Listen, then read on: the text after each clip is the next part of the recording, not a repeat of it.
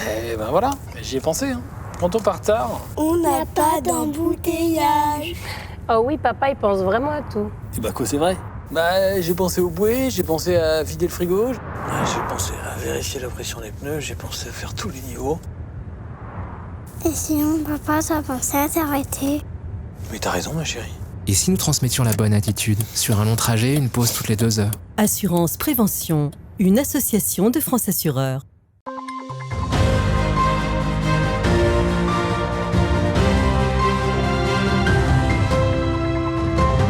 Depuis le 1er août 2023, les tickets de caisse et de cartes bancaires ne sont plus imprimés systématiquement, mais remis à la demande du client dans tous les supermarchés français.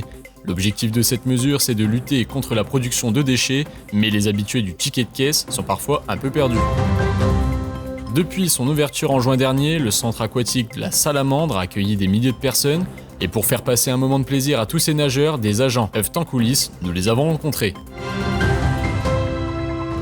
C'est un petit papier que vous n'aurez plus systématiquement à la fin de vos courses, le ticket de caisse. Depuis le 1er août 2023, les commerçants n'ont plus l'obligation d'imprimer les tickets de carte bleue et de caisse.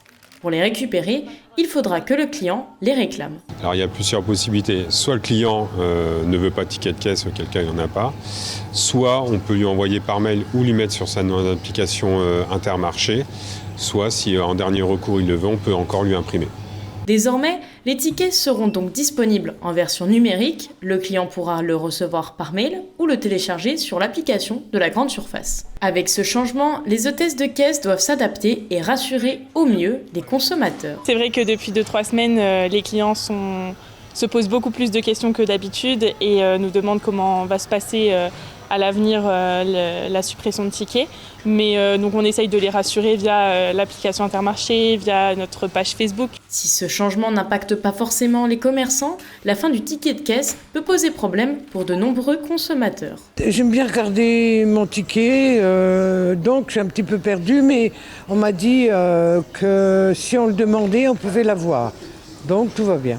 On ne peut pas vérifier si les comptes sont justes. Parce qu'en général, il y a 1 ou 2% d'erreur, mais des fois, ça peut être énorme. 30, 40 centimes, voire 1 euro maximum. C'est toujours bien de pouvoir vérifier le ticket. Comme moi, je fais mes comptes et franchement, oui, c'est compliqué. Je ne peux pas avoir comment. Je demande, mais des fois, je ne l'ai pas.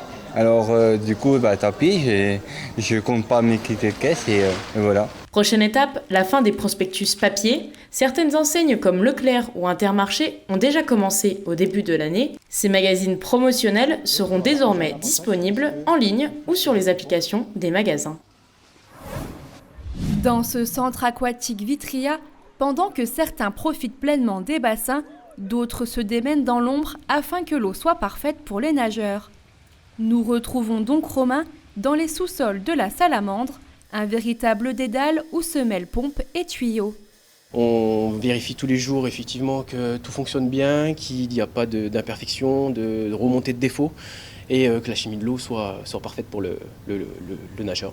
Température comprise entre 27 et 29 degrés en fonction des bassins, pH ou encore chlore. Divers paramètres de l'eau sont analysés quotidiennement par cet agent. Ici on a des sondes, une sonde pour le chlore, une sonde pour le pH. Elles sont programmées de façon à ce qu'on injecte du chlore quand il y en a besoin. Quand il y a une demande, on va injecter du chlore, elle va demander une injection de chlore. Par contre, quand on n'en a pas besoin, elle va aussi le comprendre. Elle va dire, voilà, je suis au-dessus des seuils, donc je m'arrête de fonctionner. Et là, elle va s'arrêter de fonctionner, on n'aura plus de chlore d'injection de chlore dans le bassin. C'est le même principe pour le pH. Seulement, le pH, il y a des variations, c'est que soit on le fait monter ou soit on le fait descendre, selon la qualité de l'eau. Donc voilà le fonctionnement principal, c'est un peu le cerveau de la chloration, c'est lui qui va gérer tout le traitement d'eau. Donc s'il dysfonctionne, il faudra le recalibrer de temps en temps.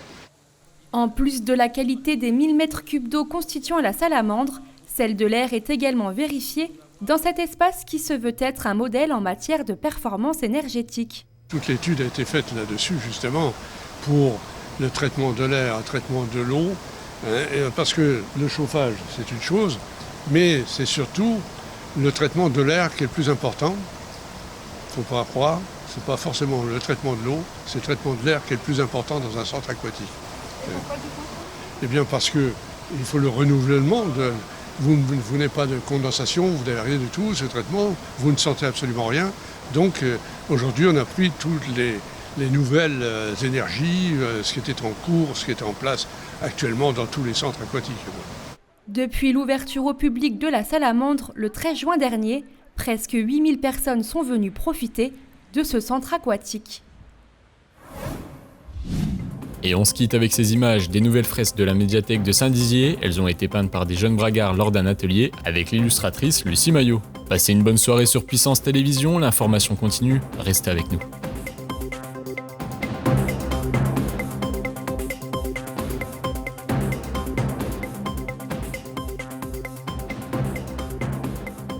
Retrouvez-nous sur le canal 373 de la TV d'Orange et sur le canal 953 des Infos Freebox.